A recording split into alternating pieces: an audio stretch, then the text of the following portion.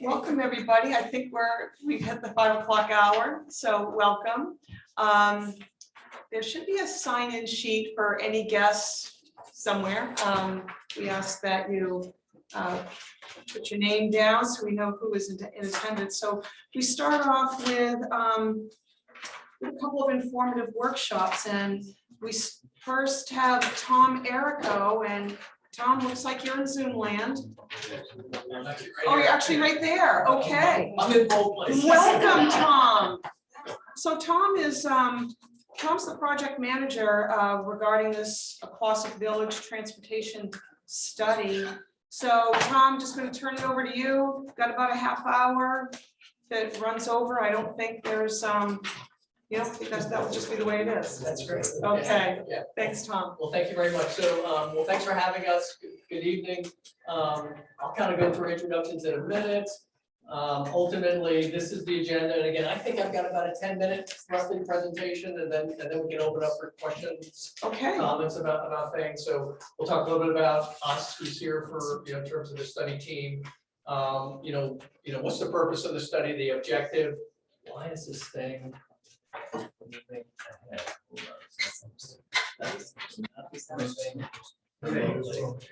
right, talk about the study area, the scope of work, existing transportation conditions, land use zoning, infrastructure, public. We'll seek public comments and then go through the schedules. So this is a group that's been involved or part of the study committee. My name is Tom Errico. I'm a senior associate at TY Lin International. We're based in Falmouth. I'm a traffic engineer by background and sort of morphed into this complete streets person. I have a passion for sort of, providing and planning and designing facilities for active transportation. And TY Lin does a lot of work, and why this thing keeps moving ahead, I have no idea. I'll keep slowing it down a little bit. And then with me from DOT is Matt. Matt, maybe you can introduce yourself. Sure, yeah, my name is Matt Frost. I'm the Western Maine regional planner for Maine DOT, as well as the scenic byways coordinator and project manager for Maine DOT on this project. And also with me, we have a sub-consulting on our team, Wright Pierce, and Jeff is with me. Jeff, maybe introduce yourself. Yep, well, folks know me, Jeff Preble from Wright Pierce, the senior project manager and regional group leader for the civil team there in Thompson. And got tons of experience here in town for the last 20 plus years. So. Super.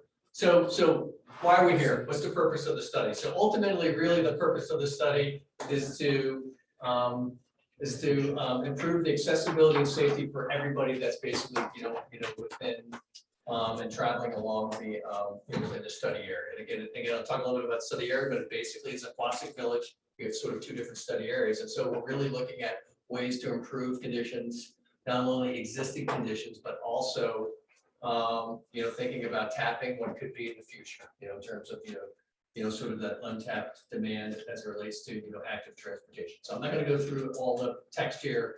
But this is important. We'll continue to go back to this purpose and need statement as we look at recommendations that sort of drive the conclusions for the study, to make sure that we're in line with what with what it says. Study area, as I indicated, there are really two different components of the study area. The primary study areas within the village, Aquasic Village, basically from Wilson Mills intersection towards Oxford Street, and so that's sort of the focus. And then we have a secondary study area basically from the public parking lot to Haynes Landing. And again, same sort of purpose, how do we improve ultimately conditions, from an active transportation, complete streets perspective. And I'll talk a little bit about that more in a second. So what are we doing? We're gonna have a bunch of meetings, that steering committee I mentioned previously. We're gonna meet often throughout the course of the study as part of, as part of sort of moving things along. There'll be another public meeting. This is sort of the first public meeting. There'll be a second public meeting. One will present sort of draft recommendations so we get specific feedback from the public on where we're going. I don't mention it here. We're anticipating business owner meetings. So we'll actively engage property owner businesses within the study area to get their feedback on ideas that we may have, or get ideas from them. Or frankly, we tend to listen to what, the people that live and work and basically drive the corridor have, in many cases, understand what the needs are. So we'll be seeking that feedback. So that's sort of one part of it. We'll be assessing existing conditions. So, we've done a lot of that to date in terms of understanding what's there now for current conditions. I'll talk a little bit about some of the stuff in a minute. And it'll be transportation data, environmental data, and then land use zoning. And then we'll assess future scenarios and improvement alternatives, in terms of, what makes sense, what fits within, right away, what it avoids environmental or storage constraints, and then ultimately produce a report for potential future implementation. So volumes. So this may be hard to see, but ultimately, volumes, in terms of the highest volume, that basically is, sort of beginning at Cary Road from Main Street is in the 2,000 to 3,000 range a day. That's a daily number on average. The volumes aren't super big. I mean, this is not about trying to, address congestion issues, in terms of, roadway capacity, but this is just that gives you a sense about, basically the levels of volume that exists on the roadway. So a little bit less on Cary Road headed towards Haynes Landing. This gives a little bit of sense about historic volumes. I grabbed some data from DOT. On Cary Road west of Wilson Mills, and volume has declined a little bit between 2008 and 2017. Clearly things have changed, it's been enough, it's almost 6 years, so certainly it could be different. On Shore Road has been relatively flat, in terms of, a little bit uptick in growth between 2008 and 2017. Then Wilson Mills Road, basically, so a little bit of decline for a couple of years, and basically rebounded back to about what it was in 2008. So volumes are somewhat, I'll say, flat, which, we're not seeing a lot of growth in the state. I do a lot of work throughout the state.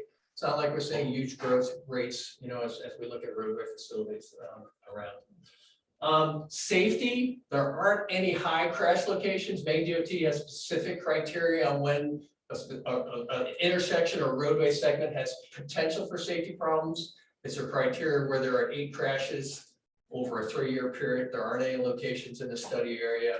I didn't create this graphic. I pulled this graphic from DOT and basically summarizes where crashes have occurred over the past 10 years. It's a long time period, and most of the crashes are, quite frankly, either run off the road crashes, single vehicle run off the road crashes, or hit animal, deer, moose type crashes. So no specific real pattern, hotspot areas that of concern. Roadway classification, Maine DOT classifies roadways as it relates to functional use, accessibility, connectivity to regions and communities, in the area. The state routes are major collectors, and so that means that basically DOT has some skin in the game on those facilities in terms of what they do and what they plan for on those roadways. Cary Road headed through the village headed towards Haynes Landing is a local street. That's something just keep in mind. That's local responsibility for the town as we continue to look through and develop recommendations.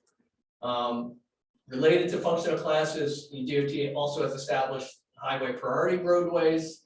A good chunk of the study area is a highway priority 2, which is pretty high, in terms of its importance to the department and the state. Highest priorities in the interstate highway system, for example. So again, this roadway in this area is important to Maine DOT, and certainly as the community as well. Speed limits. There's a whole range of speed limits. Approaching from downtown Rangeley, it's 55, drops to 45, and then to 30, and then ultimately back up to 40 before you get over to the 25-mile-an-hour zone near Haynes Landing. So it varies. And I'll talk a little bit about what we think may be some thoughts on that. And then we had a safety audit back in mid-December where a group of DOT staff, consultant staff, town staff walked the entire study area. These photos are from it. I'll just talk a little bit about some of them. I'm going to kind of go through them, a little bit quickly, but ultimately, there are some issues that we're going to need to tend to. In this case, there's not definition of sort of the curved, shoulder area, on-street parking. We'll be looking at, areas that have maybe constraints. In this case, there's the stone wall. The intersection at Shore Road is a big intersection with most movements basically coming from Shore Road turning right, and then the reverse left turn movement. We'll be looking at those sorts of things. Sight distance would be another thing we would look at. There are a few crosswalks in the area, 3 specifically, that we would be looking at in terms of making sure they're safe, they're ADA compliant, so they can be used by anybody that's handicapped. This is a shot of the Rangeley River crossing, and certainly one of the areas that we're going to be thinking about, how to get either bicyclists, pedestrians across that area. We think there may be some opportunities to think about how we do that. And then this is an area, down near Wilson Mills, again, big intersection, that's where the speeds are sort of transitioning, right, high speed to lower speed. Maybe there are opportunities to rethink the speed in that area. And then this is sort of, I think, a really good photo about how we need to think about access management as part of the project, right? I think as you look at this, many of the properties have just wide open areas that, when you start thinking about, providing safe pedestrian accommodations for people, how are we going to do it? Well, I think we're going to have to control some of those movements. And so that's where meeting with individual property owners will be, very important to make sure that we're accommodating their needs. If you look at this next graphic or photos, they're delivery trucks. We got to make sure, while we're thinking about everybody that's going to be, accommodating or thinking about improvements for everybody, people that walk, people that bike, we need to think about also, vehicles, trucks, to make sure that they all can be accommodated. But access management to me is one of the things that we'll be closely looking at as part of the project. And again, just some additional photos, along that area. And then this is headed towards Haynes Landing. There's already sort of the beginning, sort of foundational elements of a sidewalk. It certainly needs, formalizing. There's some curbing. So there's certainly some constraints to constructing it, but it's the beginning is there, and so then how do we connect down to the landing? Ultimately. Is something again we'll be looking at closely. And then this is just a shot looking back up towards where the parking lot would be, where pedestrians would potentially walk, and then the landing itself. So I talked about the safety audit. So back in mid-December, again, we walked the area, and I just jotted down. These are not all the notes from the safety audit, right? This is basically trying to look at things and identifying things that we should be thinking about as we progress that came up. One, sight distance seems to be restricted at 17 and Carrot Road. Trucks tend to use the entire intersection at 17 and Carrot Road. They swing wide. We watched it. We need to think about that from a geometric perspective as we look at the intersection. Traffic flow, the volumes tend to be higher from Shore Road, like I was saying, towards Main Street and Wilson Mills and vice versa. So you could think about reconfiguring that intersection so it would be a little bit different to accommodate the heavy movements, which is typically what we do. The cost benefit probably wouldn't make sense to do that, right? That would be a very expensive project that most likely you may be able to get a better, I'll say, bang for your buck if spending it on sidewalks and some other things. Speed limits vary, talked about that a little bit. And so, we had some conversations with DOT about maybe investigating changes to the speed limits to have some sort of maybe consistency through the area. That seems to make sense. Crosswalks are not ADA compliant. They have no specialty warning signs. Basically just paint on the bituminous. So we'll be looking at that. Talked about the stone wall or the picture of the stone wall. If we start thinking about sidewalks, which side of the street, again, we have not identified any sort of, recommendations. This is sort of, the beginning of the process. But we'll be looking at which side makes the most sense for the sidewalk. Is it the north side or the south side? And so we don't know. We'll look at constraints. We'll look at origin destinations. of pedestrian patterns to make that sort of decision. Talked about access management, certainly that's something that we got into. When we were at Rangeley River, we were like, that fish screen, could that be somehow converted in some sort of pedestrian way to get across? Now, it's complicated. If you know it, it has that little sort of bump in the middle. It's got conflicting areas where their boat ramp is, private property on one thing. So it's not like, oh, you can do it. It's just an idea that we had when we're looking at, opportunities for getting pedestrians across the river. Maybe a pedestrian bridge, and that's sort of the second last bullet. Maybe there needs to be a separate structure for pedestrians to get across. That could be a shared use path for people that may be on bikes potentially. And then this was just a comment that DOT is not necessarily inclined to allow on-street parking on Route 17 in front of the museum. You get close to the intersection, it gets a little complicated if there are parking maneuvers. That was the general sort of commentary that we had. So I'm gonna let Jeff quickly just go through some of the slides that he prepared. And I'll try not to let the thing advance too quickly. I think one of the things we need to be kind of aware of as we kind of look at different options for, pedestrian access and that sort of stuff, is what some of the existing zoning is out through there and how that may play into some of the options that we end up looking at. So this is just taken off the town website and identifies the commercial zoning district and the shoreland areas and resource protection areas and that sort of thing. So that's just kind of a screenshot off the town website of those areas. Utilities, we're gonna go to the downtown plan. One of the topics that came up was possibly running some of the overhead wires and stuff in the ground. So that may be something that will fall out of the project. Currently, all the electrical, telephone, data lines, all that stuff is all overhead for us. We've got your public water system there that's serving the area. All the areas are private septic systems, so there's no public wastewater collection or anything like that down in that area. And also other pieces that will come out of that was also mentioned in the downtown plan. It's looking at some decorative street lighting, maybe kind of establish some period type historical fixture that kind of matches the nature of the area and stuff here, and kind of use that both for possibilities and eventually brings in the village. Public Wi-Fi may play into that too, if you want to have some Wi-Fi services there around the playground or something like that. The kind of map here that shows the existing overhead and water system. Then I think the next one here is just talking about some of the other ongoing projects.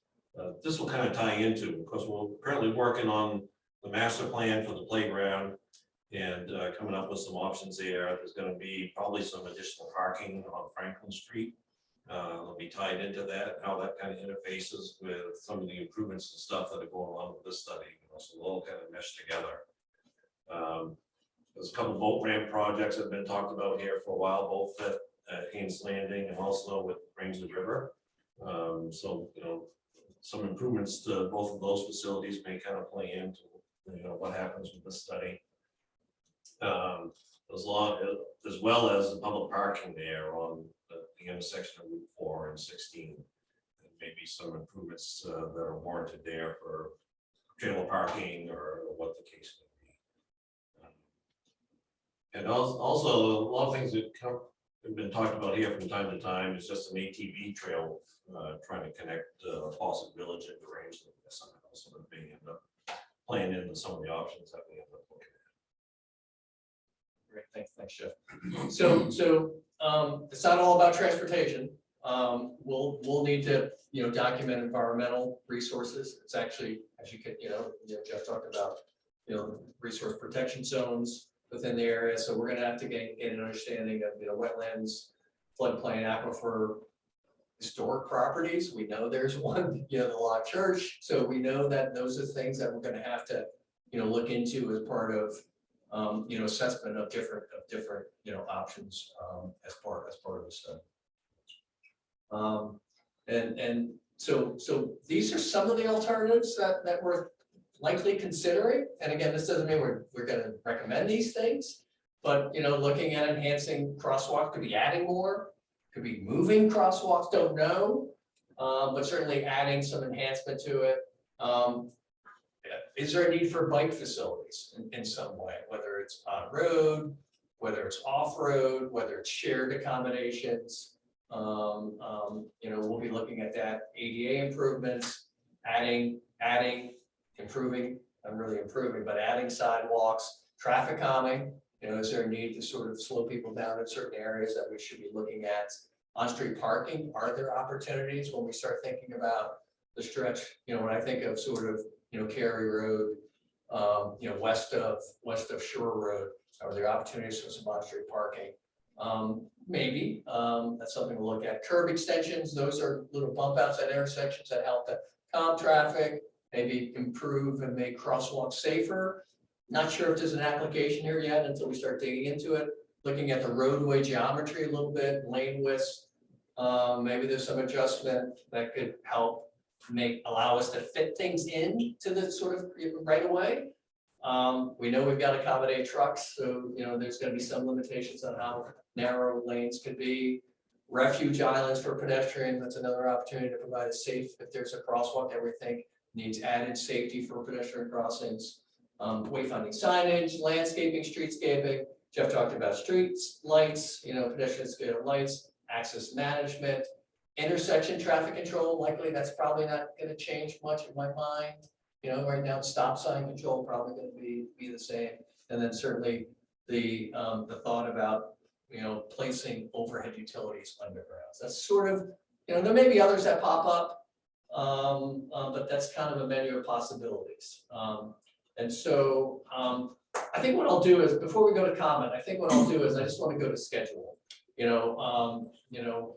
Right now, we basically kicked off the study back in November. We had that safety audit on December 15th. This is the first public meeting. And then here's how the rest of the schedule sort of shakes out in terms of wrapping up existing conditions in mid-February, starting to develop options in April, and then ultimately that second public meeting in May with a final report sometime this summer. That's kind of where we've landed on with the schedule to date. So that was quick. I'm sure you've got questions, and happy to answer any questions that you may have.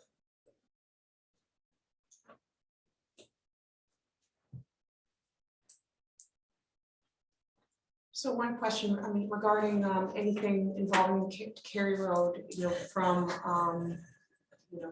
down to Haynes Landing, you mentioned that it is a town of Rangeley roadway. So what resources, Jeff, what resources would there be available to assist, the town with those, any improvements, so we don't absorb everything? Do you have an idea at this point? Yep. One of the things that we talked about is, provide a better connection from the boat landing to the parking area. Yeah. And, by building a sidewalk and that sort of thing. So we worked with DOT on the overlook sidewalk and got funding associated with that project. Their really P program, so that may be another opportunity there to tap on some of those funds. You can also tap into potential block grants or some other things there as well to help fund improvements. So. I'm sorry, what was that? When you said about grants, like community development block grants. oh, block, I'm sorry. Yeah. Okay. Yeah. They have infrastructure grants and other things that come up from time to time that you're able to tap into.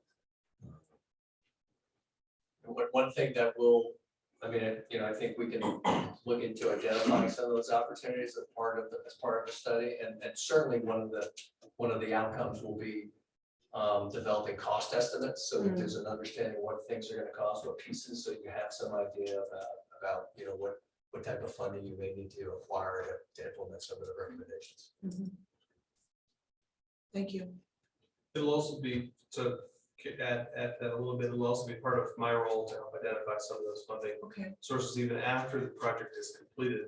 One of the things that, at least from a DOT perspective, we'd like to focus most on the scope. I'm a select person myself, so I fully understand about the fiscal responsibility you have to implement some of these things. We want to make sure these are implementable recommendations and projects that we put forward. But as we gain sort of the public engagement piece and come up with the ideal recommendations, we can try and get as creative as possible to help fund those, even on local roads or as part of a larger one-time grant project. Thank you, Matt. Go ahead. Jeff, have you by any chance talked to the Quasic Standard Water District and asked them if they have any plans for expansion down the Cary Road towards Haynes Landing? I know at one point they talked about it, and if we were gonna start putting shovels in the ground down that way, I wondered if they might want to be underneath that sidewalk before it was thought about. We haven't as of yet, but we definitely want to chat with them as we go through here and see what they may be thinking for future expansions or anything like that. Talk kind of informally before the kickoff meeting about, public sewer system and what that may entail. And not really a lot of good options, but that's something that may want to kind of take a look at and see if there's something locally that can be done right there to not rely on some of the septic systems.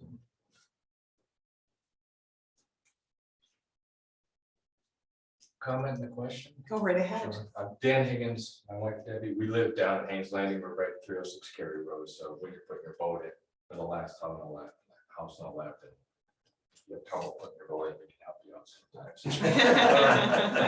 So, very thorough job. Just a comment on the safety risk assessment. Living down there, we live down there year round, we have family members that are in there seasonally in and out, because it gets speedy. Especially in what I'll refer to as the high seasons, the Junes, Julys, August. And we've had discussions with the town before about potential adding a stop sign at the Ball Mountain Road. Got it. Intersection with Cary Road, speed bumps. And we've never really, we haven't pushed it too hard, but it is something that is constantly on our minds with the traffic, because there's a ton of things. I can see it happen. We don't have data on speeding, but I can see somebody leaving the village. And Exactly, towards it's the that landing. I think you And referenced it, the 45 to 25, Yeah. nobody sees the 25. Yeah. And they, I think actually because of some of our conversations, some nice signage was put in there about big dead ends, street ends, but people don't read those either. As we were laughing at that dot point on the accident, we were having dinner as that car came down, pulled a U and went through the fence and ended up pointed at the cabins on the other side of the street from us. We're surprised it doesn't happen more often. We could hear cars coming down and slamming on the brakes. So we're just something to take away in terms of speed assessment. And the other thing is, and I think you made reference to it, I know we had conversation about some work possibly at the landing with the launch area. It just, again, and I saw the timing here, June, July final report or July-ish final report. I'd encourage you to come down in a June, July timeframe, because it's a tight area to launch a boat from.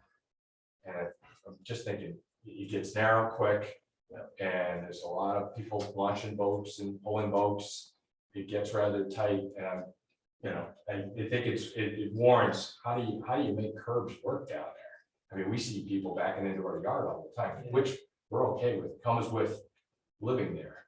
But if you start putting up curbs and thinking you got backstops going in there now, that people, and they're not always the best boat launchers down there.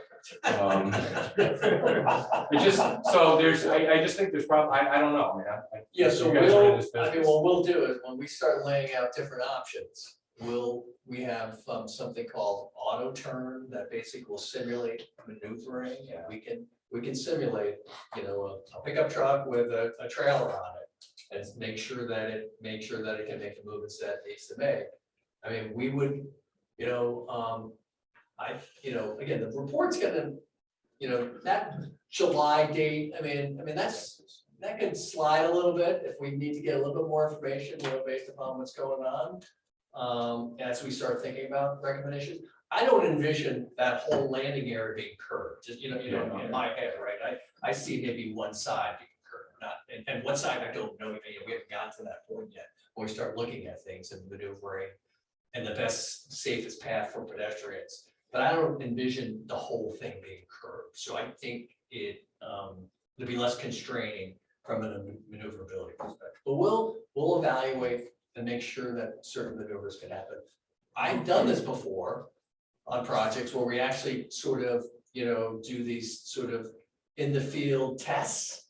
Or maybe lay out cones, like this is where the curve will be, and then see what happens, right? Okay, is it creating some issues? And it's actually really informative in terms of understanding, what goes on. So that may be some other thing that we can start doing towards maybe, just, in June to kind of, test some of those things. You end up adding a sidewalk, say from the public parking area down toward the landing area, that may tend to calm people down a little bit along that stretch, or maybe slow people down a little bit, seeing the curb and the sidewalk and stuff there, so. Yeah, it would Something definitely. That may help a little bit as Yeah. well. Definitely. Sidewalk definitely makes sense going up to the landing and going up to the parking area and all the way to town.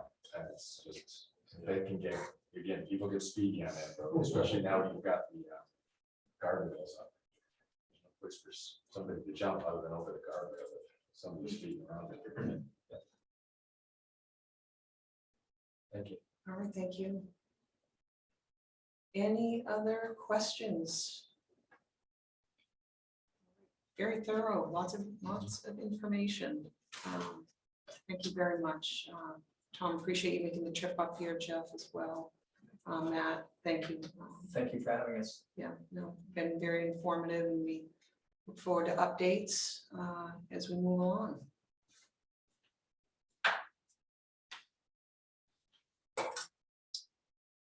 All right, next up, we're just right at the 5:30 mark. We've got Zach Goslin from AVCOG, the Androscoggin Valley Council of Governments, regarding, and he is the Environmental and Resiliency Planner. Welcome. Thank you. Thank you for having me. I just want to hand out a few documents. I believe everybody has this one, correct? This one as well. Self-evaluation. If not, I have plenty. I don't believe we have that. Perfect. Yeah. Oh, well, here, that's it. It should be fairly quick. Thank you.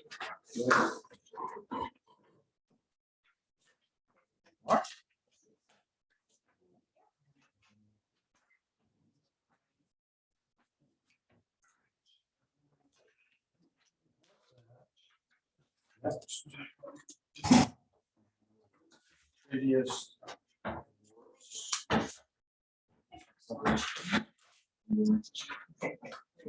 Oops.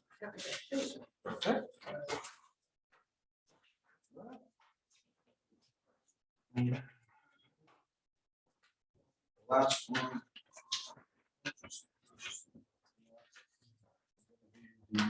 Community engagement piece of this. Which Joey can put online.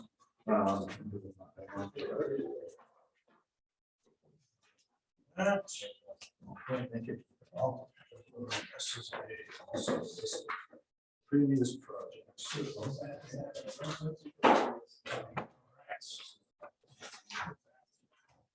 Where you go, Zach, the microphone is right in the middle of the room. Yeah, Speak absolutely. towards that for the folks. And we can sit over there, but if you just want to speak. that Oh, way. speak towards it. You've got some, Gotcha. you've got some guests in Zoom. All right, no, perfect. Well, thank you guys for having me. My name is Zach Goslin. Like stated, I'm the Environmental and Resiliency Coordinator for AVCOG, which is the Androscoggin Valley Council of Governments. For those not familiar, AVCOG is a municipal nonprofit where municipalities receive technical assistance from planning, transportation, environmental. In my case, I also handle the solid waste division, transfer stations, things like that.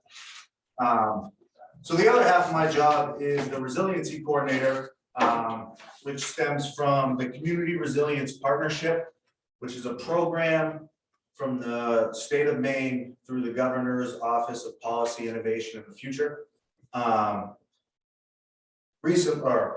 The last biennial budget, there was $4.75 million allocated towards this program. And this came in two forms of money. So the reason I'm here today is the service provider pool. The town of Rangeley signed on to a letter of support. With our application, we could apply for up to 5 towns, Rangeley being one of them. We also applied with Wilton, Eustis, Kingfield, and Phillips. So we are currently in the process with all of them as well. But that gave us access to help these towns enroll in the Community Resilience Partnership. So what that partnership does is it allows towns to receive $50,000 no match grants towards any of the 72 projects which are listed in this packet, as well as on the back of the worksheet. So these 72 projects require no match.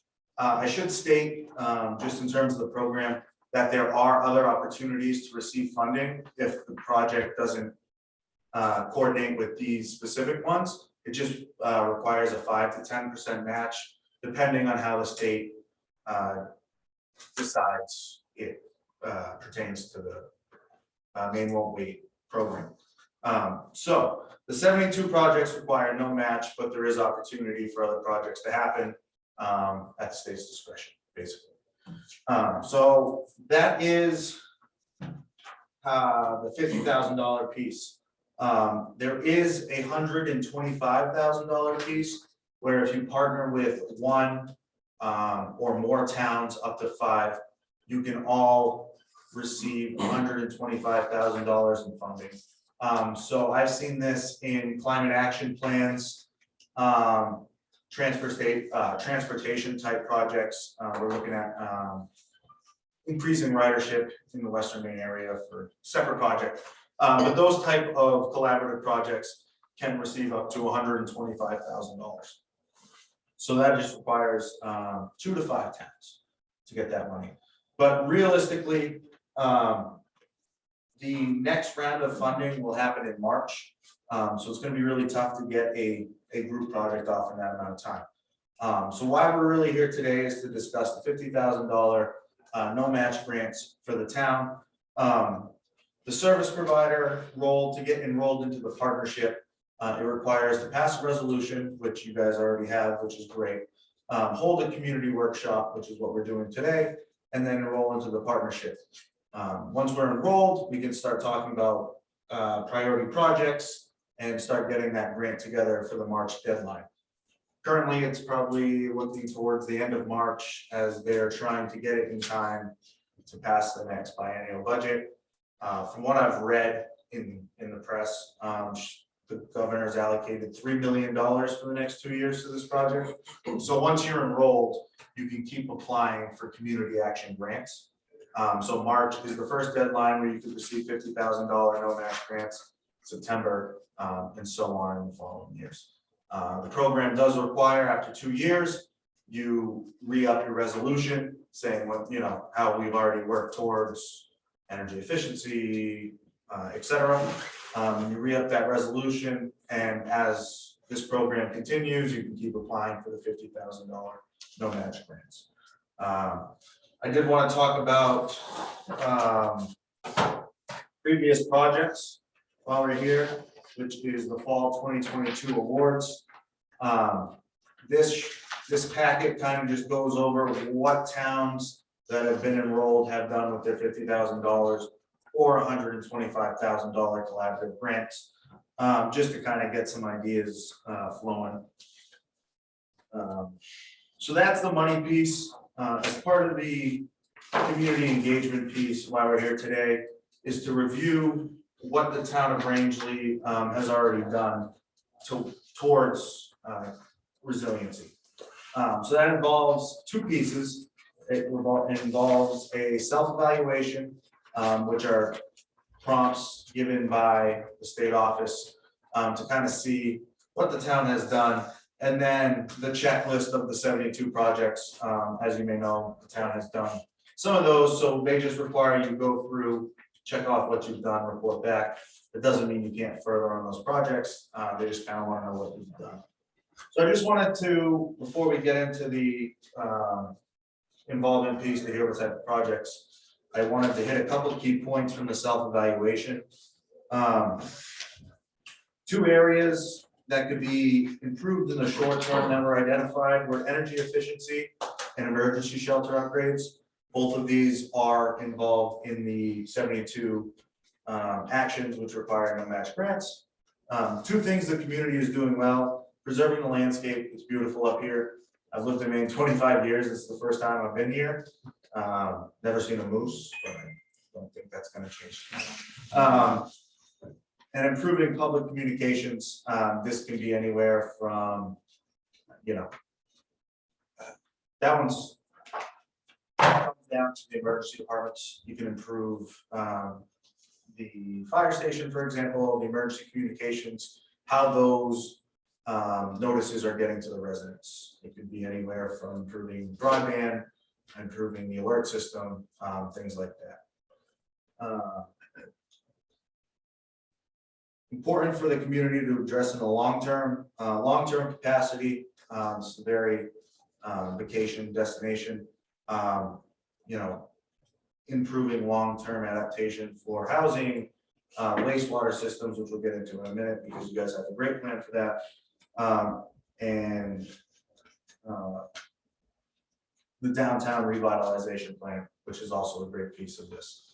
And 3 to 5 priorities for the community. The climate adaptation plan, which is the wastewater protection piece. Climate change can endanger certain parts of floodplains, increased storm runoff, etc. So making sure we have the proper wastewater systems to manage that. From talking with the municipal officials, I've identified the Haley Pond Dam upgrades, which is very important to, again, that emergency piece, being prepared for whatever could happen. EV charging is of interest, energy upgrades, specifically energy efficiency upgrades in the town hall, and the highway garage, which is in need of an energy efficient heating system. 2 more pieces I wanted to touch on were the downtown revitalization plan. So we just heard from the transportation guys. There is a piece in this, we can refer to this, the colorful packet on the first page. Implement strategies that increase public transit ridership and alternative transportation modes, including bike and walking infrastructure. So you can use money from this program to help further the downtown revitalization plan that you already have in place. That was a big piece that I got off this while I was doing my research, is that since you guys already have a great plan in place, this would be a great opportunity to get some free money from the state to help implement some of those priority projects. Including the wastewater, wastewater plan that you have, which is the climate adaptation plan.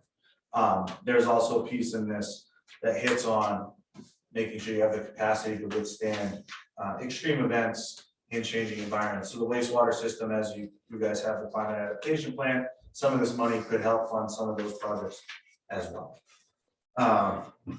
So I hit on that. The town also has done LED streetlights, which helps save taxpayers money, as well as other interior lighting at the town office, highway garage, and workshops, things like that. So the town's already doing some great energy efficient incentives, but this opportunity gives you guys a chance to do more. So with that, I wanted to kind of hear some of the ideas that are flowing. If anybody has any input, questions, I'm here to answer those. I will note with the worksheet right here as well, kind of tells you a little bit about it. But the little, I guess you can call it 2 columns there, is the ideas from the municipal leaders, and then comparative projects that towns have already done. So you can compare those 2 and see if those are possible. So municipal building upgrades, emergency shelter upgrades, EV charging, working towards a climate adaptation plan, and the downtown revitalization plan.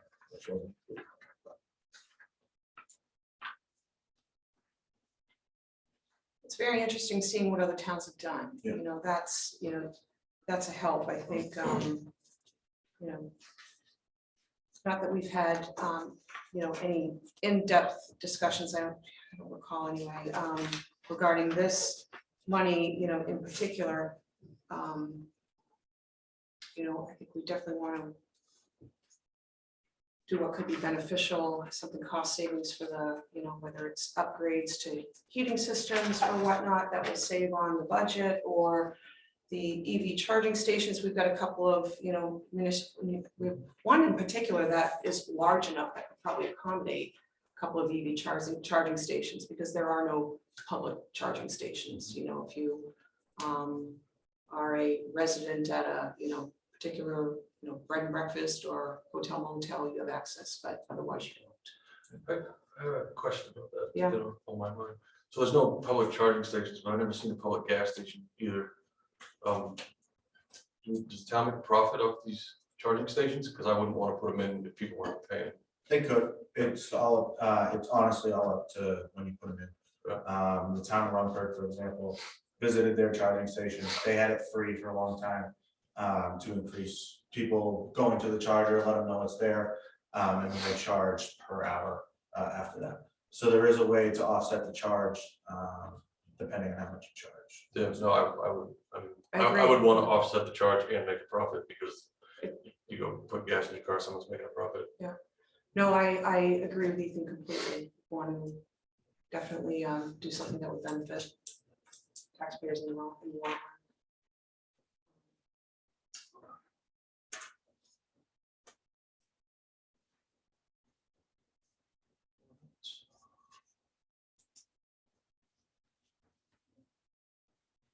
Yes, Mark.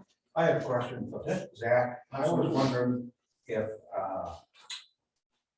there was informational packets available that could be given to the code enforcement officer and the planning board that would, when people come to seek a permit, building permit or conditional use permit, subdivision permit, that would give them information on town, state, and federal programs that provide incentives for clean energy. I think that would be helpful to get the word out to people that are thinking about making some investments in town. Yep. And seems to fall in line with some of the goals on this point. Absolutely. I think that would be a good point of contact to get that information. Yeah. No, there's One that existed, that. It's a great point. There's actually, if I can find it, there's a point in here that emphasizes a clean economy, so that there's some sort of incentive to have green jobs in town. Things like that, that can kind of go in the same realm of what you're saying. Right. Yeah, I didn't know if you folks have consolidated that information into a packet that could be distributed. Not in terms of like distributable information, in terms of what we have right now. This is such a new program. This is the information we have that the state can offer. So in terms of implementing a certain project, Even solar for houses, people aren't sure. right, If someone came in for a Yeah. building permit, if the code enforcement Yeah. officer could say, if you're interested in solar, there's rebates and there's this and there's that. all right, so yeah, These types of things. so engaging many people, so yes, there is technically, yeah, so part of this could be where you could develop a informational system for residents who want to learn about it. Yes, so technically under strategy area H, in case anybody was curious. But that is where you would engage the public, and they have certain areas. Even as specific as initiating a bulk purchasing program with a vendor, so it gives you a reduced price for heat pumps for the community, reduced price for solar. So however much, I don't know how much that would cost, because I've never done with that, but initiating a bulk purchasing program is part of it. So I'd assume raising awareness could fall in one of that categories.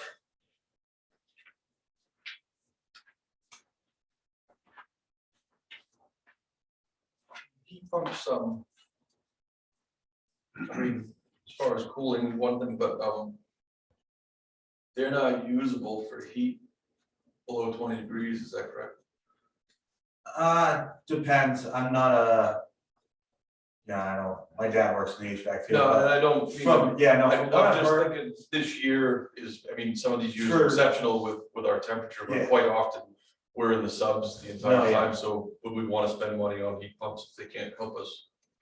no, I would have, sorry. No, I was agreeing with, well, I was shared the same mindset with Ethan. It's like, well, what, what would be an immediate savings? What would be, one way to cut the budget, and heating is a big, can be a big component of that, well, as energy use out at the sewer treatment plant, which I don't know if solar panels on the roof would be anything worth considering. So yeah, that's a good question, Ethan, as well. How well would they work up here? So, That's just. yeah, that's the totally, question. no, I can speak from prior experience, I lived in Bridgeton for a few years. Got pretty cold, same kind of weather, maybe not as extreme, but temperature wise. I lived in an eco-efficient apartment complex, ironically. I had one heat pump for my 510 square foot apartment with supplementary electric baseboard. The 3 years I lived there, I never turned the baseboard on once. I kept my heat pump at 70 degrees during the winter, kept it at 70 degrees with no issue. That being said, I don't know how other heat pumps work and things like that. I'm sure the weather can be much more extreme here. So yeah, but to speak to that as well, there's currently an efficiency main small municipality retrofit program that is offered, which this program likes to see conjunction with efficiency main as much as we can. So speaking from prior experience in the town of Carthage, where I just came from before this, they originally applied for a full heat pump system for the town office. In the last week before the grant was due, Efficiency Maine rolled out this small municipality program. So I had to scramble to get an updated quote. They ended up saving almost 66% on that project, the total project cost for the heat pumps. Which I applied for $50,000, it brought that down to $38,000. So they almost saved $12,000 on the entire project. But they saved over half on the heat pumps themselves for the install. And then, one thing led to another, we couldn't get enough information, but they got the $38,000 as you see in the packet because we couldn't come up with enough information to get them to the full 50 after the efficiency main rebates, if that makes sense. So there is other incentives that can be used in conjunction with this program to lower the overall cost. I don't know about from a municipal standpoint, and electricity and things like that. That being said, you could get an energy audit through this, which would have someone come in, assess the building envelope, tell you, your best return on investment, things like that. For insulation, heat pumps, etc. I have talked to somebody about heat pumps and they said even the one that I got 5 years ago is totally different than what they are now. So they are making them more efficient. I just don't know what the standards are for temperature. Yeah, that's That was beautiful. my only question, the temperature. I know they Yeah. work great. My sister has them with them, she loves them. And it's not limited to heat pumps either. VRF systems are ducted systems that also are energy efficient. So if you were to get quoted for a VRF system, it wouldn't be a mini split system. Again, I'm mechanical wise, I don't know how they work. But they do incentivize not only mini splits, but other energy efficient modes.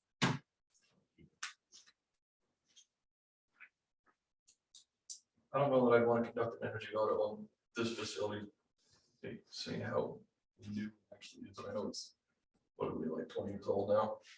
But it's mostly new construction. So I don't know that I want to spend money on an energy audit on this facility. There's an existing one for this facility, isn't it? It's not that old. I believe there's an existing energy audit for the structure that's not that old.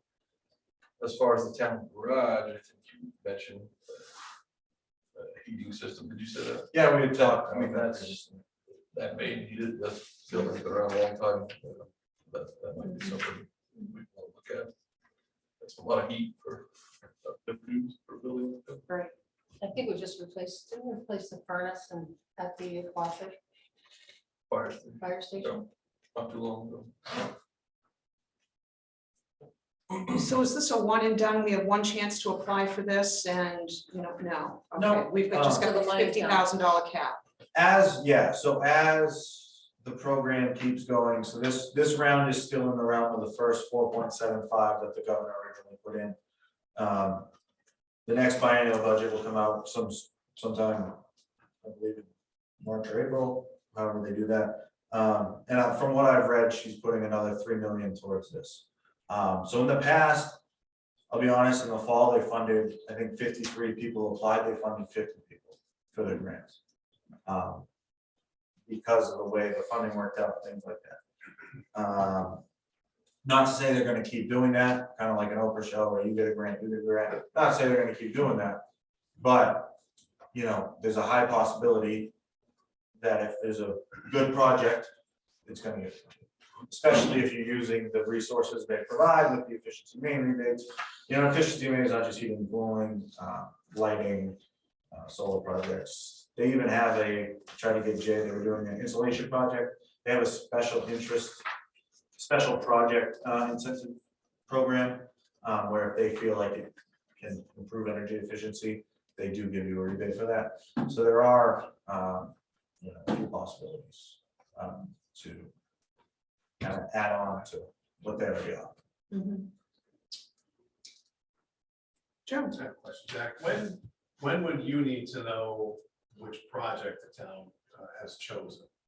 That's a good question. So right now, the plan is, the rumors, I should say, for the grant to be released in late March. So to have a good, you know, solid grant with quotes, you gotta figure in time to get quotes, get people out here to look at stuff. You know, I would probably say need a good month prior to when the grant is received. At Phillips, for example, we're taking community input until the end of January. And then they're gonna look at the community input as well as what the town thinks are priority projects, kind of develop a list, and then hopefully by the first, you know, week or two in February, we'll start thinking about priority projects, getting contractors, getting quotes, things like that. Was there a mechanism for the folks in Phillips or other towns to get that information to us after this meeting? Because I know not everybody's in this meeting, there are some folks, Yeah. you know, remote. But is there a way that you can do that? Yeah, so I have this worksheet. I'm gonna leave some copies with Joe. I emailed him the copy as well. So they had them available at the town office. They also had them available on their website to download as a PDF, email, or they print off and bring in themselves. So we can make that available if you want. I'll leave these here with you as well as these other documents because I have. So no need for them to come back to me if you want to hand those out. So if the board decided to take this up again early February, that leaves enough time for us to apply. I would say For so. them to take, you know, feedback from tonight and whatever comes in between now and then. And Yeah. process that. If Yeah. they took action in February, is that enough time? for you? Yeah, I would say if you had a priority list in February, in the meantime, we could work on enrolling. So what that would do is I would work with Joe to gather all these documents, show proof of the resolution, show proof of the community engagement meeting. Here, I would direct him how to, you know, send the documents to the state. They would send you confirmation that you're enrolled. That way, we know we're good to go for March. They also allow you to enroll simultaneously with the grant. But I like to just have everything done before, everything's said and done, no need to wait on it, just get enrolled, that way we know we can get the money. Yeah. Great. Any other questions? During the 6 o'clock hour. Zach, a plethora of information, thank you. All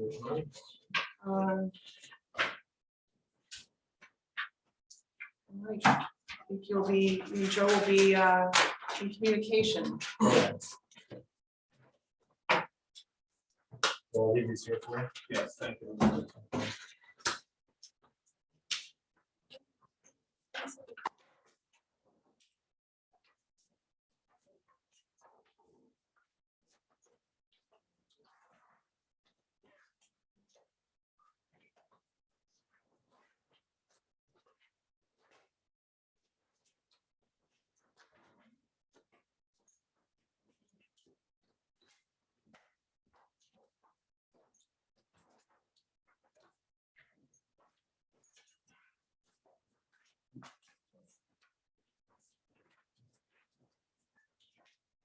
was the workshop section of today's meeting.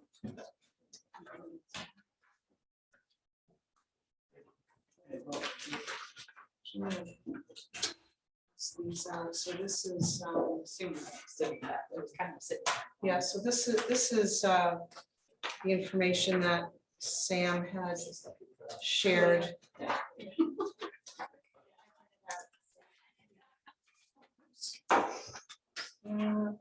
Slide that one over to Ethan. This is Joe, this is Sam printed off the wells.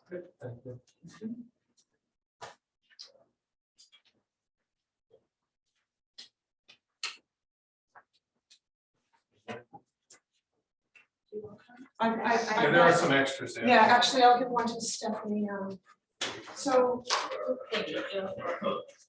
Just so to give you a little background, so you know what, it's just an additional town for reference. Yeah, town of Wells.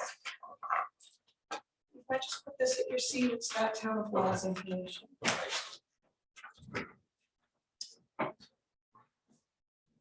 We'll go ahead and open up our regular Board of Selectmen's meeting for January 17th, 2023 with the Pledge of Allegiance. The Pledge of Allegiance To the flag of the United States of America, and to the republic for which it stands, one nation, under God, indivisible, with liberty and justice for all.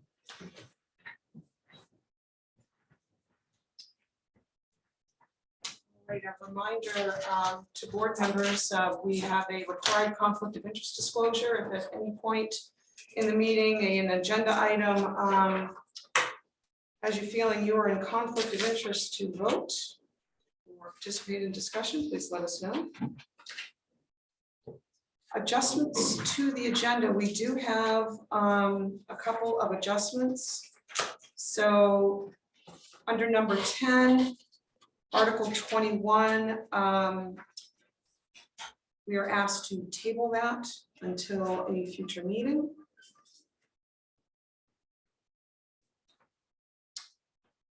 You will see, let's see, let's back up a little bit.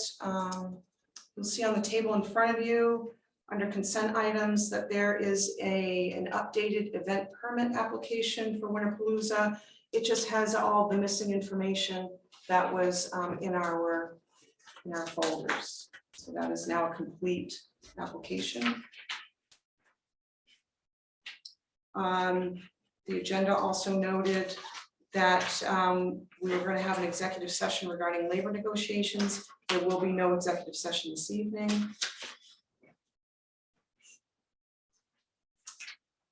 And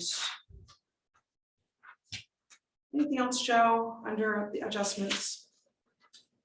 None, Madam Chair, only under number 11, where it says sewer commission septic sludge, that is septic, excuse me, sewer commission spray license.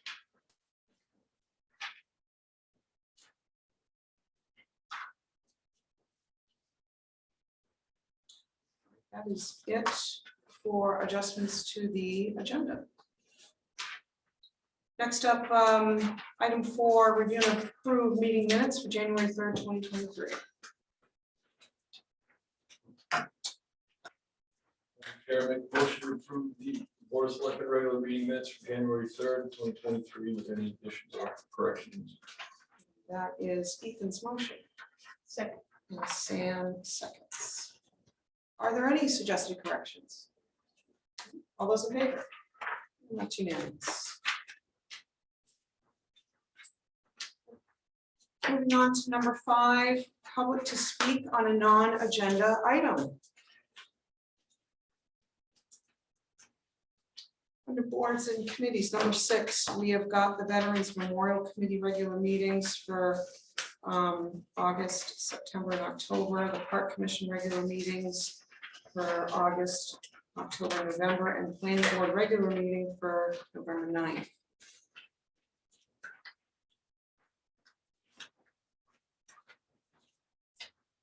Consent items, we have got a for license renewal application for Moose Alley Operations LLC.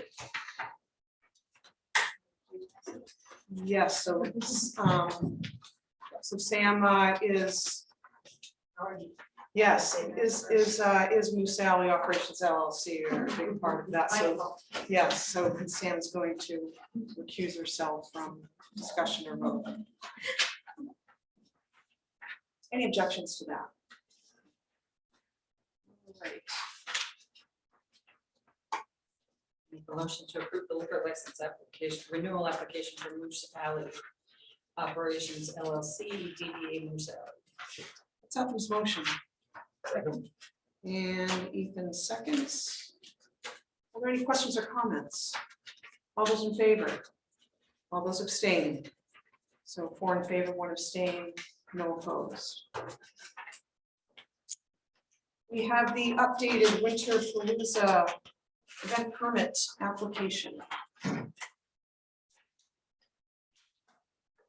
Motion to approve the event permit application to be located at the town lake park in Holy Pond for Winter Palooza to be on February 19th.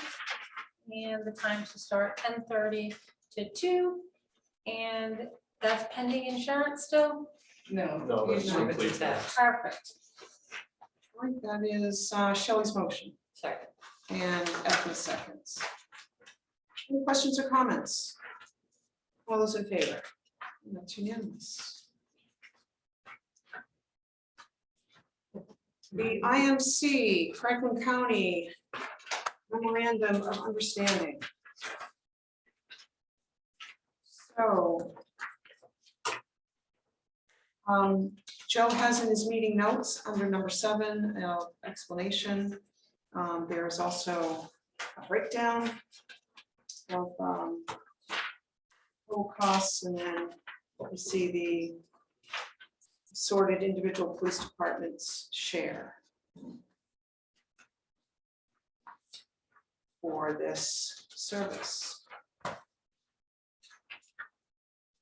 Shelley, is that your hand up? Yep, so it's my understanding that the emergency system handles the fire department, so that's why the PD is filed separately.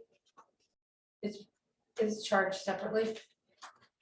And we budgeted $6,500 for the software under contract services under the PD. It's the IMC/Tri-Tech Systems. So is that the full amount that we've been budgeting for? And then the overage is gonna come out of the reserve? Is that what the plan is? So we have been budgeting 6,500, I think, for the last 3 years. The amount that's different, I would, in this year, because we have not spent for a 3rd officer in the police department, I would recommend spending the entire amount out of that line that's in the police department in this year. It will, that one particular line will be over by $1,500 or $1,800, but the entire budget will be under. So in being cognizant of next year's budget, you know, instead of breaking it up, I would recommend expending it all out of this year's budget in that police line. And we have to pay that in June, right? We're just signing the contract to say that we promise to pay that in June. We actually, I believe we have until December of 2024. Okay. Yeah. Okay. And is the IMC and is the Tri-Tech Systems, is that something different? No, I believe it's all part of the It's same all in the program. I same believe thing. it's part of the same Okay. program, yeah.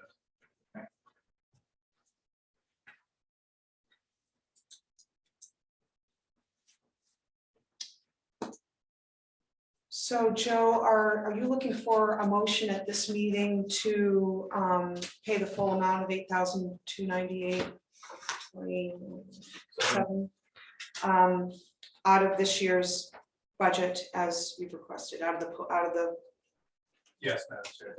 police department's budget?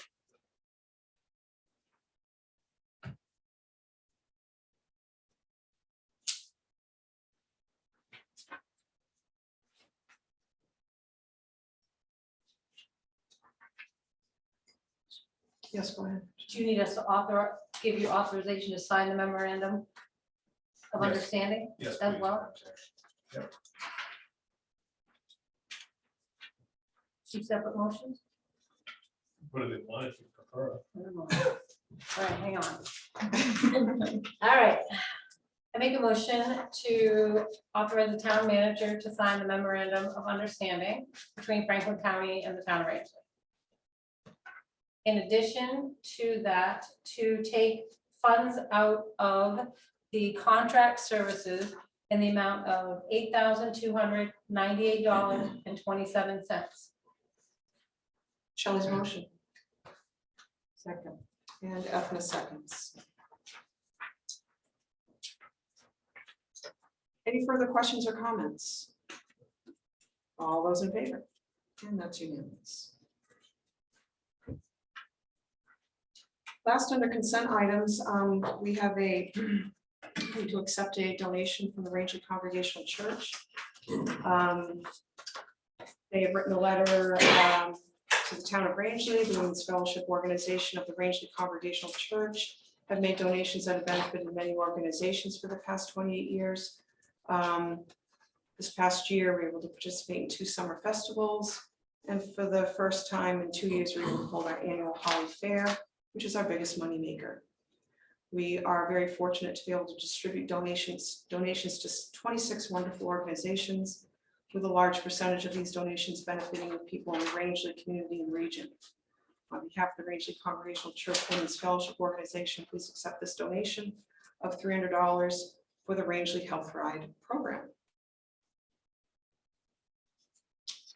So we need a motion to accept this $300 donation from the Rangeley Congregational Church. Motion to accept the donation of 300 from the Rangeley Congregational Church.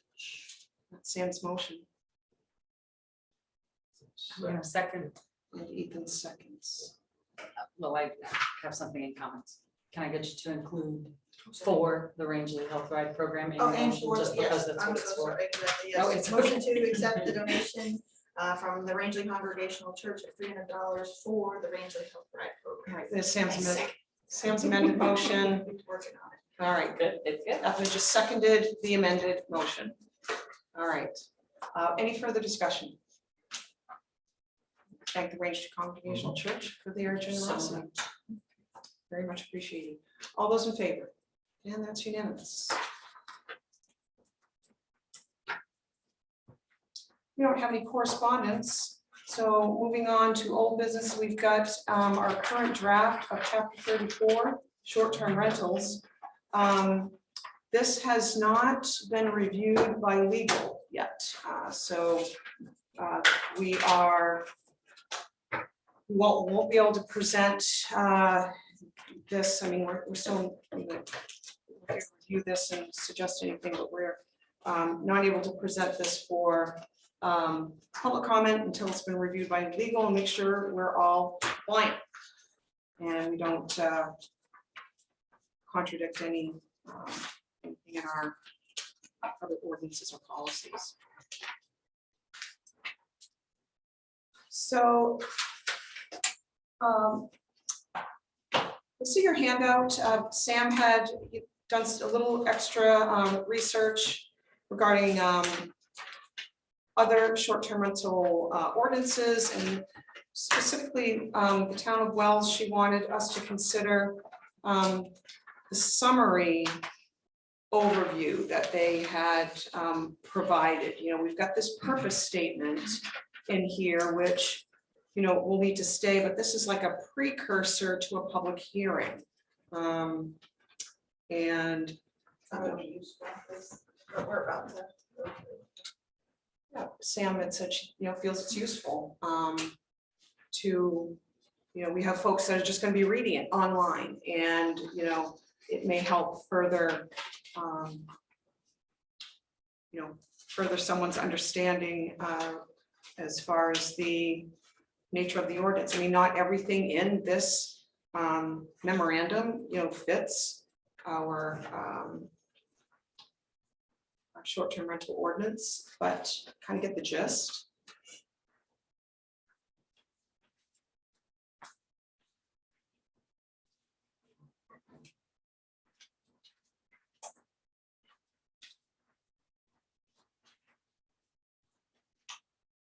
I certainly would be in support of having this as a memorandum to the notice of public hearing and the short-term rental document. Does anyone, any other thoughts?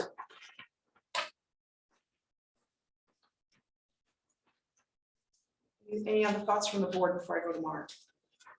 It's just reference, it's something for us to pick, or look, see if we can find something that fits us. So there's really no, I haven't really had a chance to review it. Yeah, I agree with it. yeah. Well, it's a suggestion. Yeah. So sorry, so you just like the summary language, correct? My understanding was it was that summary language that was. Yeah, I thought it was helpful as far as just to get that, what we're, what's going on, what we're doing. There were a couple of things that they were doing or that they had added on to theirs. I mean, as far as their language with the fees.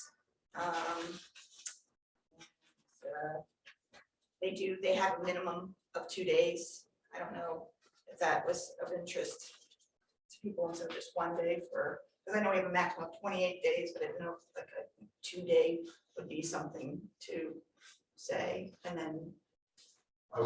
I would personally agree with that. Okay, no, I mean, again, Minimum. just idea, I mean, just. That's just my I feeling. was- The only reference to the 28 days in hours is based on state law and what state law. I'm talking about the considers. minimum. Right, Yeah. right, but I'm just saying on the other side, the other caveat to that statement is that the only reference to the 28 days, we aren't telling people that they have to have a minimum of 28 days. We're just saying that that's what makes a short-term rental per state law. We're not imposing any restrictions on term of stay. Okay. So I'd hate to go anywhere near. Yeah. And that's just my, on the term of stay.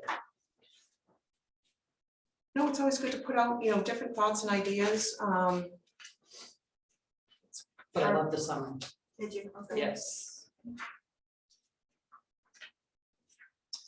Mark, So you'll need to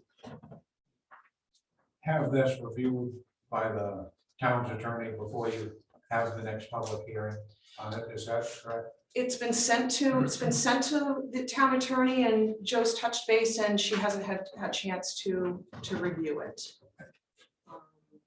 So, and typically anything, that we work on and send to legal for review, if there are edits, we have to go, it has to be a part of our agenda, we have to discuss them publicly. And, and usually typically there's an explanation why we would need to change something, whether it's, just wording or definitions. Sam? I mean, yeah, basically, like that this Drummond Woodson, the attorneys had done the groundwork out for something that we'd be interested in. Yeah, that's, thank you for taking the time to, continue to look for more and maybe better information so that we can incorporate. Mark, you said you have your hand up? Yes.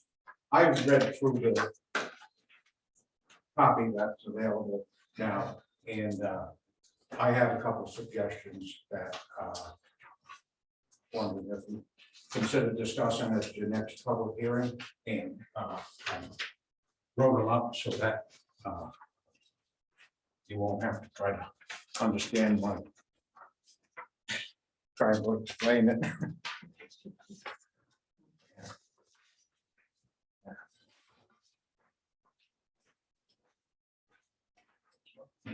So Mark, do you want to go ahead and read through these? Yeah, go right ahead. Or, okay, I will go right ahead. All right, so on the first page, Article 34.1 under purpose, Mark looks like suggesting a new first sentence. Actually a modified first sentence. The use and intent of these regulations is to require the disclosure and registration and to ensure that any home-based short-term rental business operates in a manner that respects the neighborhood in which it is situated. So it is disclosure and registration that So he wants to get away from the, you'd like to get away from the rental business wording?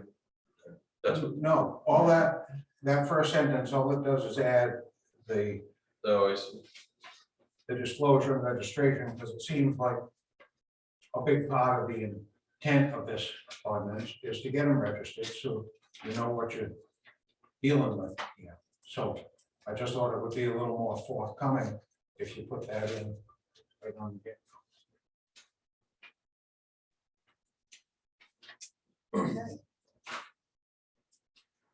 Suggestion for page 2. Article 34.3 registrations.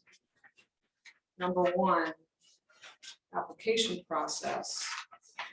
Third sentence. 2, 3. Registration fees will be set by the Board of Selectmen after a public hearing. The language see. says approved by a public hearing, and you Okay. don't approve things. at We public don't hearing. approve things at public hearing, that's So correct. I was just So that would, this is, clarifying that. okay. So that's exactly it. So a public hearing is for disclosure, discussion, feedback from the public. We would then need to, if applicable,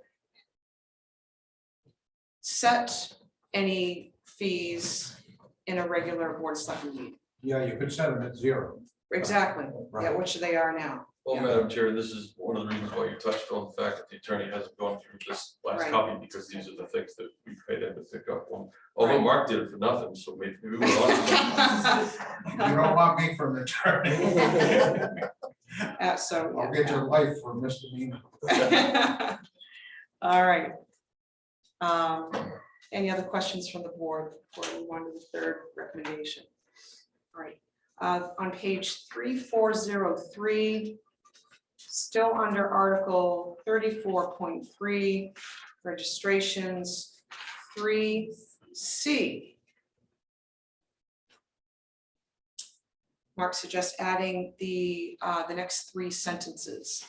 The total number of approved registrations in each calendar year will be set annually by the Board of Selectmen. The total number will not be less than the baseline number of short-term rentals. The baseline number of short-term rentals will be the total number of approved registrations 1 year after the adoption of this ordinance. So Mark, you're suggesting these 3 additional sentences under 3C.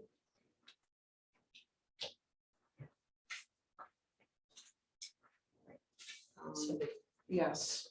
I just want to vocalize my concern with that, the inclusion of those 3 sentences, Mark, is that would imply that there's a cap, and in nowhere in the rest of this document is a cap discussed. You could Just- say. I it's just wanna say you that. could say it's unrestricted. I'm just saying. You're not restricting the number, This would imply but a it's cap. just like the fee. Well, you're applying a fee and there may not be a fee either. So I didn't see the difference, so, I'm vocalizing that I did. yes, okay, I'd like to express that I think that implies that's that fine. there is a cap and there's no language within the document for a cap. With regards to the fees, that can change on anything on anything the Board of Selectmen touch at any given time. I think it's it's standard to put in fee language in any of the ordinances that there may be a fee imposed. But this suggests cap language to me, and then nowhere in the document is the cap discussed. Where else would it have to be in the document if you thought it needed to be in there? Under what section would?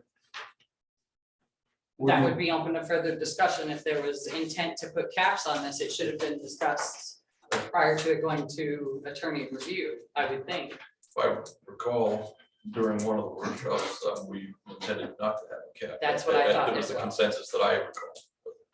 Yeah, that's what I thought. Any board had a percentage or some one of those Goose Island or whatever that we said no. Yeah, there was definitely a model we went by where they did have caps. Several different towns that you looked at had different things. One was it couldn't increase by just a straight certain percentage of existing ones. Another town had just a fixed number of like 10, there can't be more than 10 new ones per year. And then that Kennebunkport one was a formula based on the number of existing dwelling units. So as the dwelling units grew, the number of STRs grew. But Oh, so it was in, yeah, I remember reading that one. It was Right. kind of So- in conjunction with the growth in the community. so there's several towns that have some type of mechanism in there to. But this one here isn't locking you into any single number. It's just, you could say that they're unrestricted. There is no cap. You're not setting a cap, but it does give you the authority if somewhere down the road you want to, it becomes necessary to regulate the number of them, you have that option without having to draw up a whole new ordinance. Yeah, But exactly. thank you Yeah, for that. no, we wouldn't have to draw an ordinance to amend something.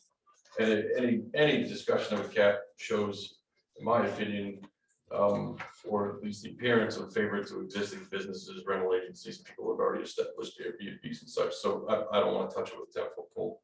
So it should be part, I'm asking you to make it part of a public discussion. When you have this. To bring it forth in the public hearing. Right. Mhm. I don't think anyone's excluded from this order. We don't have any exclusionary clause or grandfathers. So everyone is on an equal playing field entering into this ordinance. So there definitely, yeah, there definitely isn't, aren't any grandfathered matters, but so helpful to get this discussion out. Are there any other questions, for Mark? And this is a public document and can be brought forth in our public hearings once we have an approved or attorney reviewed ordinance.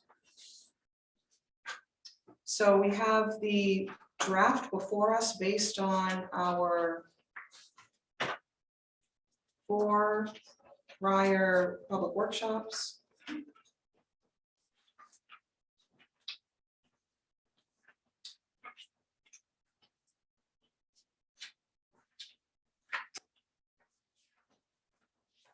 Did anyone find any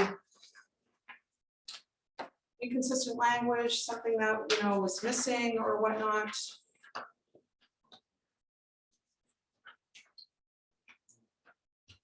Right, so we'll hang on to the document we have. Joe, keep us posted if, if the attorney feels there are delays, otherwise hopefully at a February meeting, we'll have that. Her recommendations regarding this ordinance. So just for, just so folks know the next step. So this is a draft at this point.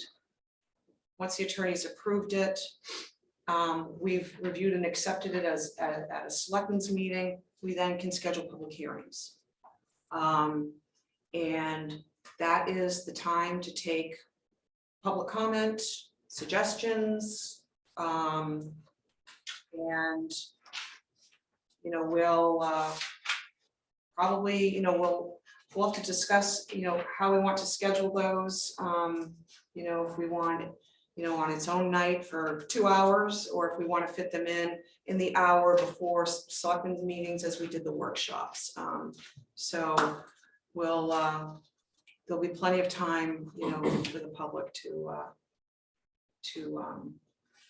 be made aware of that. Any other questions or comments before we move on? Yes, Shelley. I just had noted in the second section that Joe in the notes brought up chapter 38. I think we're still cleaning that up. And I just noticed in the planning board's minutes, did they make changes to 30 regarding add definitions back under signs in? Is that them from our meeting, What's the date on that meeting? November 9th? I don't think there's. Not that I'm aware of. Okay, I just didn't know, I just circled it because like I saw chapter 38 and just wanted to make sure that, What, Madam Chair, what we're cleaning up, Tracy and I and Kristen's part of this too, is the last version that ended with the select board and the planning board meeting together, so whatever information we've got in that document came from. The last time you met together is where the clock stopped on any change. And so, yeah, so signs we have, won't be changed in this current draft because we're going to have further discussion on that and a vote in November on signs. It's the intent. Anything else? All right, yes. Is that available prior to getting it from the lawyer? Anything we have is public information, I Stephanie. can have, Yes. okay. Yeah, thank you for asking. All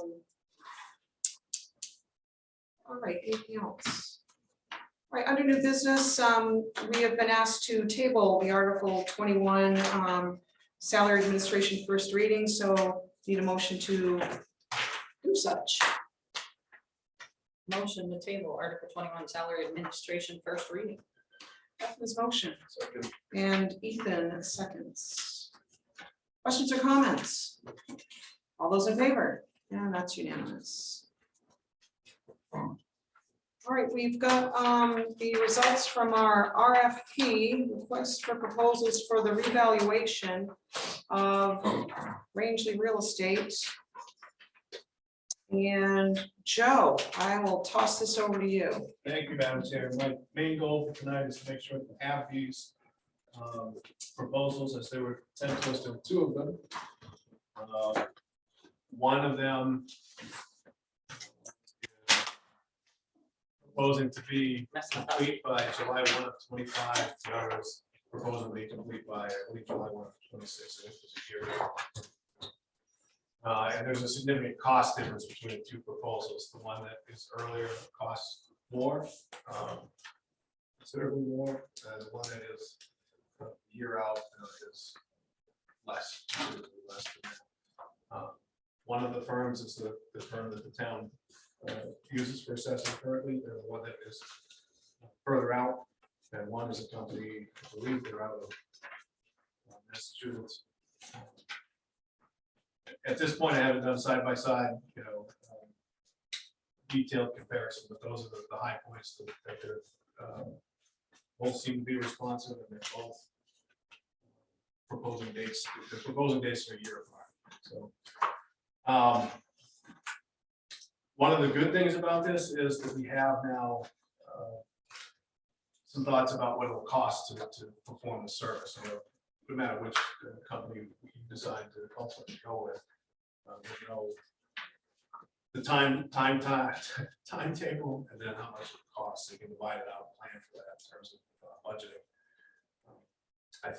I know one of them has a 90-day shelf life, so you've got some time to think about this. I would recommend making a decision tonight unless you're certain of it. So take some more time. We'll do a comparison.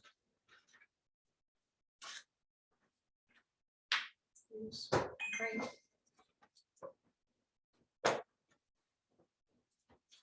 Any questions for Joe? Is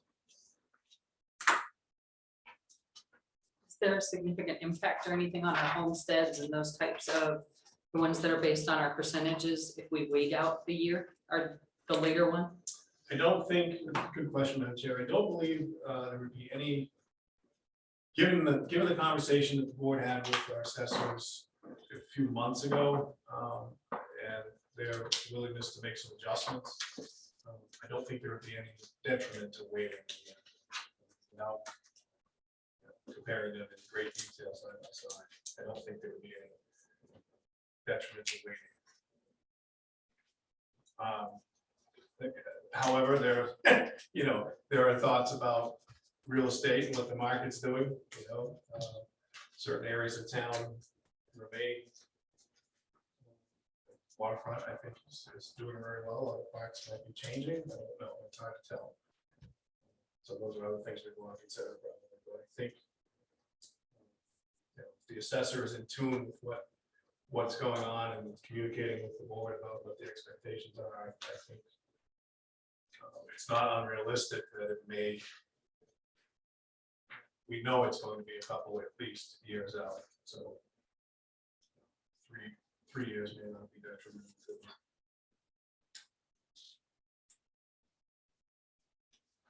Sure. That'll also impact the TIF funds, correct?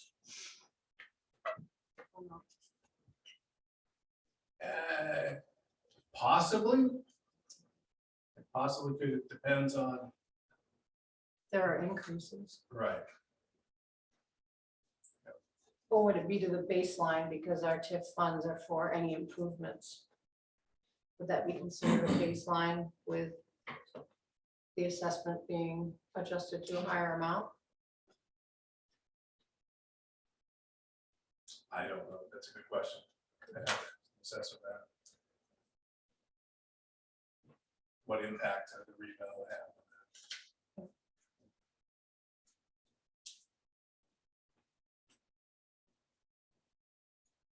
And then also like what Edward was saying as well, because some certain individuals can have their taxes frozen, correct?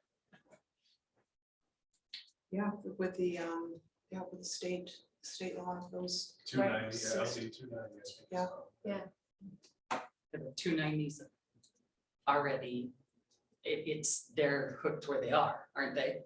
Right. I mean, it was based on what their value was as of Now, April of this year. Right.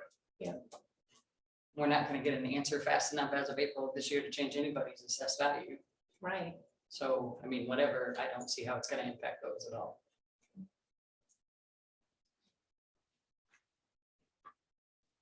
Yeah. Yeah. Good question.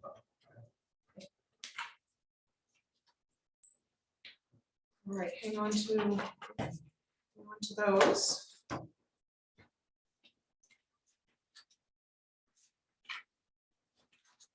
Joe, let us know if you find any concerns when you have time, have a chance to compare those, and we'll put it on a future meeting agenda to vote.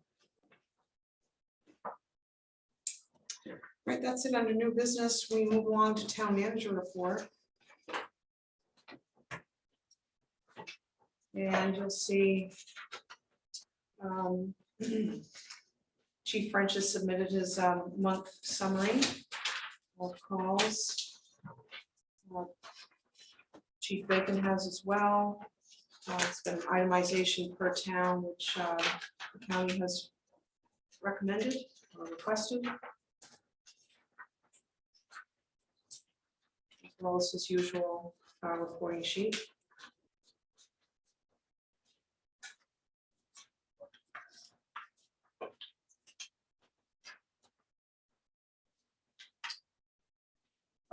Moving on to the calendar. First up is scheduled Bob Carlton. If we wanted to have our county commissioner present for a future meeting.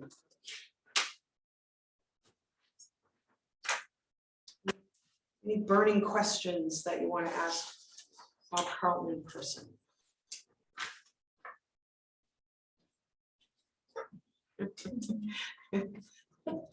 Mrs. Lowell. Well, I'm gonna be pretty concerned with the cost that's gonna be coming towards us with this year's budget. Is it the J Mill? The J Do you Mill has know? closed, and they were a lot of increases that they took out of an account that didn't manage to hit us this year, but will definitely be hitting us next year. So I predict that county taxes to go up substantially, and I just want to know what the game plan is, as we're trying to tighten our belts help the taxpayers out. in What they're doing. That would be just my main, So for what they're thinking and what their just numbers are looking at, just to give us a ballpark on preparing us for those increases. And then, as well as I heard that they Maine DOT is shutting the Phillips Highway office. So that means the route is going to be, Farmington will be coming up. And then Rangeley will be going down, and they'll be meeting somewhere, I think, in Phillips. So that stretch of, So you're talking about the Dallas Plantation Garage DOT guys will be meeting there. Is that what you're talking about? yeah, I'm talking about, they'll be covering into Phillips now, not just stopping at Smalls Falls. No. And we just experienced Route 4 shutting down for a period of time because cars were off the road from a water truck, I think. And how that will affect, it will definitely affect our fire department, I think. Because of those icy roads and holding up that traffic on that end of town. I didn't realize they were closing the roads. You guys travel that road, but I used to travel that road all the time. That is gonna be a huge impact. Yeah, just. Waiting for the truck to come all the way down. Well, just and the then thought having to go all the way back. of, if they're closing the garage, is there still gonna be aggregate available once they get down there? Because you plug in sand from Dallas Plantation to Phillips, you're not gonna have enough to treat Right. the road. Interesting. Not with the rumor I heard. I think that's it. All right, so it looks like there's an interest in having Bob Carlton at a future meeting. Joe has presented a town meeting timeline.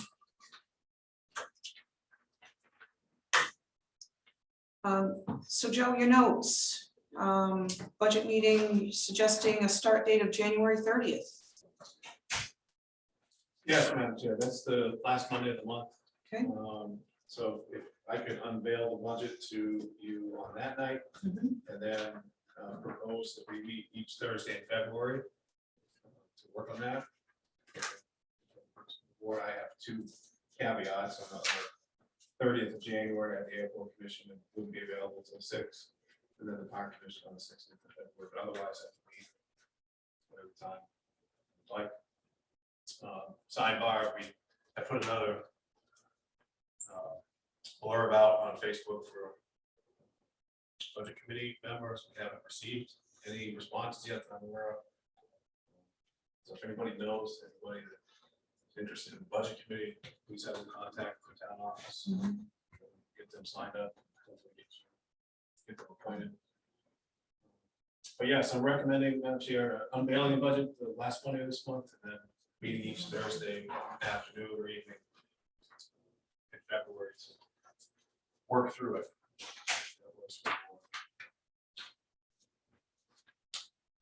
Sam, do you have a conflict with Thursdays? Not generally. Generally not, I should be done by 4 o'clock-ish. Or I can flip. Okay. I think just February vacation week, I'll say. February vacation week, okay. That's right. But I don't think anything's scheduled. Oh, wait, yes, the 23rd, right? Isn't that which one is it the, which one is February vacation week? So the 16th. It starts the 18th. 18th, so it's that week, so that's it. Oh, and it goes through that following. Yeah. Right. Okay, so yeah, the 23rd might. Okay. I'm not doing the 23rd. What's that? I can't do the 23rd. You can't do the 23rd? No, I'm not. What day is You're dress on my rehearsal? birthday. It's like I'm not doing everything. Anything up that week. No, the Thursday. I don't even go to work. Um, So Joe, we may have to reschedule the 23rd. I don't remember what date the show is. And as long as don't conflict with my nails, ladies. Seriously. Thursday's on my nail day. Oh, where do you go? Farmington. Oh, I didn't. So Right for to sure, the I second. won't be here on the 16th. Oh, come on, I have dress Ethan. rehearsal. Oh, Good show the next night. Goodness. You get mad if you don't show up for dress rehearsal. Oh, yeah, no, that's not good. The 9th is Act 2. The 2nd is Act 1. I knew I should have said that. All right. What time are you thinking of starting budget meeting? Well, let's see, take a Joe's notes. So it would need to be, so airport commission at 4:30. So it'd probably be a 6 o'clock meeting. For January 30th. Right, I could do 6 o'clock on the 30th and then 6 o'clock on February 16th. Any other date I can leave whatever you like to do. Are your dress rehearsals in the evening? Would it be, I mean, but you've got Seems like, work. so there's, yeah, so this show is the weekend of the 17th, and it seems like every Thursday. I had planned for Thursdays because I was working around selectors meetings, Mhm. so we were doing Tuesdays and Thursdays, but I've nailed both Tuesdays in a row for holidays. Yeah.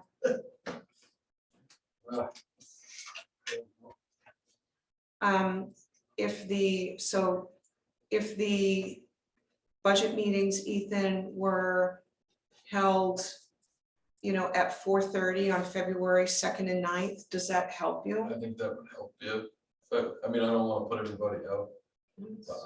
I'll work around the rest of the board, because this is board stuff, not Yeah. play stuff. What it is, just the 16th, I cannot be here at all.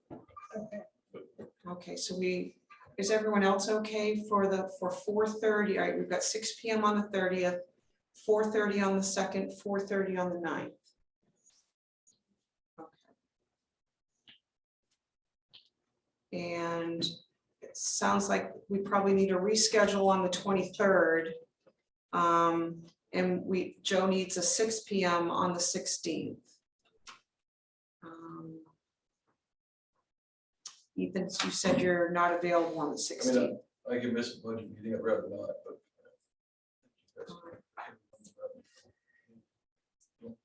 Shelley can do it. What? What'd you say? He said you could do it. Oh, yeah.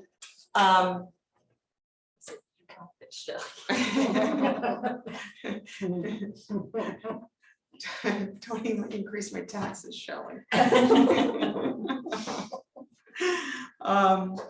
All right, so I guess the 16th is a way out if we're just really mired in something, Ethan, and we need to adjust that date, and then we'll talk about it.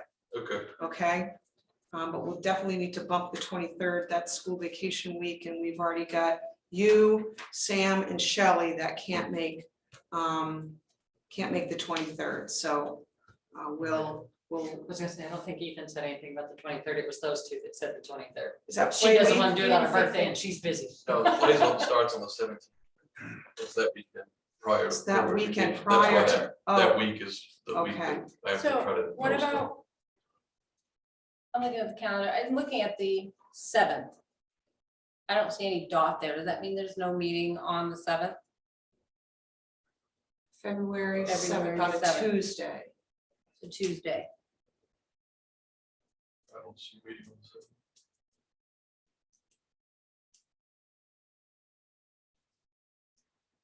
So you're suggesting instead of the 16th, February 2nd, 7th, and 9th. Mhm.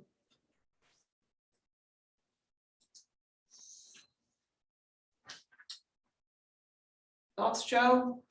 Works for me. Okay. And then that one at 4:30 as well? That works for me too, actually. Okay, 4:30 on the 7th. Plan on 2 hours. And adjourn at 6:30.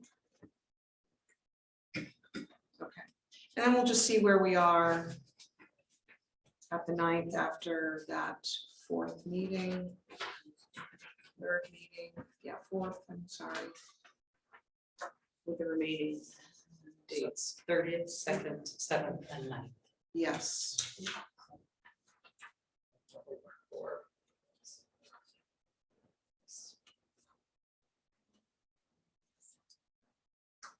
Let us know if you have a problem with the 7th, Sam. Be 4:30 to 6:30. Okay. Just work. Because I haven't slept enough Monday, so I usually. The juggle. That work or no?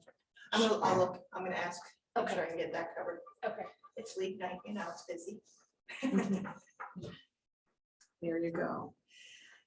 All right, we've scheduled budget meetings to the extent we can. Joe alluded in the adjustments to the agenda. Sewer Commission spray license, public hearing is February 14th at 5 p.m. And under other business, the Poland Spring withdrawal totals were emailed out. Select board communication. You got anything? Shelley? I just had that Philip office. Okay. Ethna? Sam? I heard that we are getting the fire truck in this week, or is that a rumor? It's a Saw pictures of possibility. Did you see pictures of it? I was I wondering. don't have a definite date yet, Madam Okay. Chair. It should be this week. I was wondering if we couldn't do, if we all couldn't go and christen it, or, you know, just learn something about all this money we spent on it, you know, and just kind of be Get the involved, get the you know. tour. It's obviously caused a lot of controversy, might as well just see what our.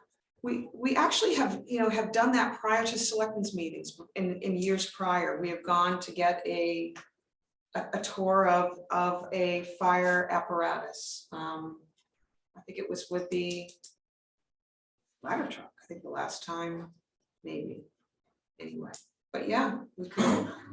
It was the truck that they replaced. Engine 3? Yeah, Yeah, I think you're right. because we saw the old one and then the new one. Yes. Yeah. That was it. You're right. Okay, engine 3, I remember that. Do you like, Madam Chair, would the board like to do that prior to the meeting in January, or possibly a budget meeting? I'll work with Chief. Yeah. See. Yeah, whatever's, I mean, yeah, it'd be great, we'd love to. Love a tour. Mark, You don't think the highway department would be slighted there? They just got a new plow truck. Oh, I want to see that too. Show me what such a that truck can troublemaker. Come the same. Oh, goodness, I don't Well, have. that was on delay, we didn't know, and I mean, I felt like that was. There wasn't, And they there wasn't a didn't big post the Facebook announcement. that it was on there, like fire department did.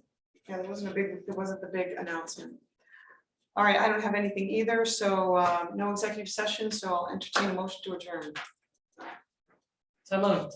Ethna's motion Okay. and Sam seconds. All those in favor? And that's unanimous. Thank you, everybody. Just holding your tongue, like, all night.